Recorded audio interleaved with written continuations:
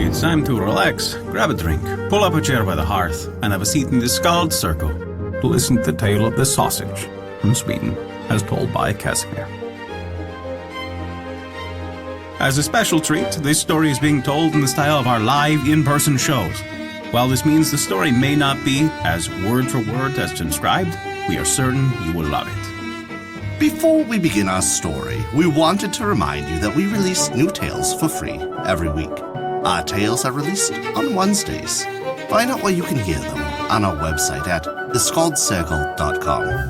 And be certain to subscribe to us on Apple Podcasts, Google Podcasts, Podbean, Spotify, or whatever your favorite podcast app is. That way you'll never miss out on one of our enchanting tales from around the world. Additionally, if you'd like to hear more of our stories and some of our witty banter, this is your reminder that we perform live stories on Twitch every 3 weeks on Thursdays. You can find more information about that on our Facebook page. Just click on the Events tab. In addition to a reminder about our live Twitch shows, we have some exciting news. The Skald Circle will be at the Bristol Renaissance Faire, July 13th and 14th, 27th and 28th, August 10th and 11th, and August 31st through September 2nd. We would love to see you there. There was once an old woman who was all alone one evening in her cottage, occupied with her household affairs, and while she was waiting for her husband, who was away at work over in the forest, and while she was bustling about, a fine grand lady came in, and so the woman began to curtsy and curtsy, for she had never seen such a grand person before. "I should be so obliged if you would lend me your brewing pan, for my daughter is going to be married, and I expect guests from all parts." "Oh dear, yes," that she might have said, although she could not remember whether she had ever seen her before, and so she went to fetch the pan. The lady took it and thanked the woman, saying that she would pay her well for the loan of it, and so she went on her way. 2 days afterward, the lady came back with it, and this time she also found the woman alone. "Many thanks for the loan," said the lady, "and now, in return, you shall have 3 wishes." And with this the lady left, and vanished so quickly that the old woman had not even time to ask her name and where she lived. But that did not matter, she thought, for now she had 3 wishes, and she began to think what she should soon wish for. She expected her husband would be back soon, and she thought it would be best to wait until he came home, and could have a say in the matter. But the least they could wish for must be a fine big farm, the best in the parish, and a box full of money. And just fancy how happy and comfortable they would be then, for they had worked so hard in all their days. Ah, yes, then the neighbors would have something to wonder at, for you may guess how they would stare at the fine things that she would have. But since they were now so rich, it was really a shame that there should be nothing but some blue sour milk and some hard crusts of bread in the cupboard for her husband when he came home tired and weary, he who was fond of hot food. She had just been to her neighbors, and there she had seen a fine big sausage, which they were going to have for supper.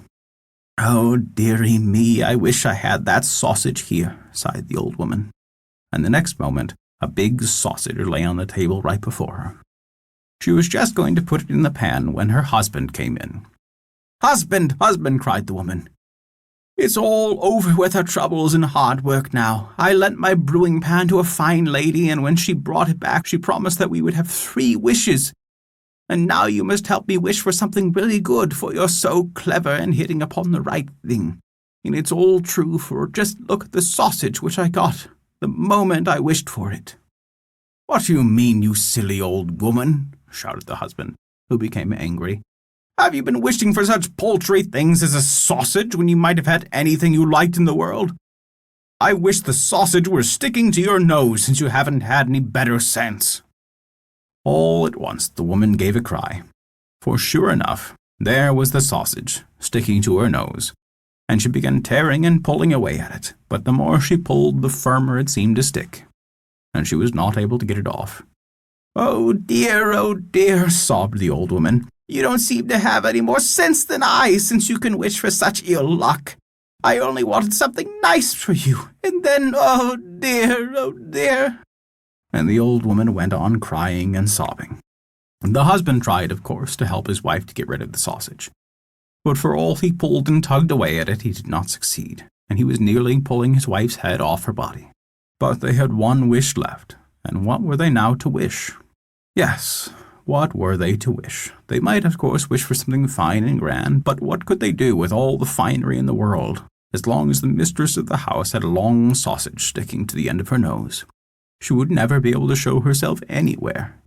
"You wish for something," said the woman in the midst of her crying. "No, you wish," said the husband, who also began crying when he saw the state his wife was in, and saw the terrible sausage hanging down her face. So he thought he would make the best use he could of the last wish, and said, "I wish my wife were rid of that sausage," and the next moment it was gone. They both became so glad they jumped up and danced round the room in great glee. For you must know that although a sausage may be ever so nice when you have it in your mouth, it's quite a different thing when you have one sticking to your nose all your life. And that is the tale of the sausage from Sweden. Thank you for listening to our story. Before we talk about anything else, we need to address a saddening fact. Every year, more and more of these stories vanish from collections, forever to be lost to time. Our mission at the Skald Circle is to keep these stories alive for generations to come. If you want to help support our mission, we recommend taking a look at our Patreon page as noted in the description below. For even $1 a month, you can help us keep these stories alive, while also earning great rewards. Also, remember to subscribe to us on your podcast app, and leave us a 5-star rating if you enjoyed the story. It really helps us. A special thank you to all our Patreon supporters for your support this month. Without your contribution, we wouldn't be able to continue these stories, and we truly appreciate it. Visit theskaldscircle.com or our Facebook page to stay up to date with all our current events, news, and much more. Not only that, but you can also visit our story archive of every tale we have told. It's sorted by origin and region for the convenience of your listening pleasure.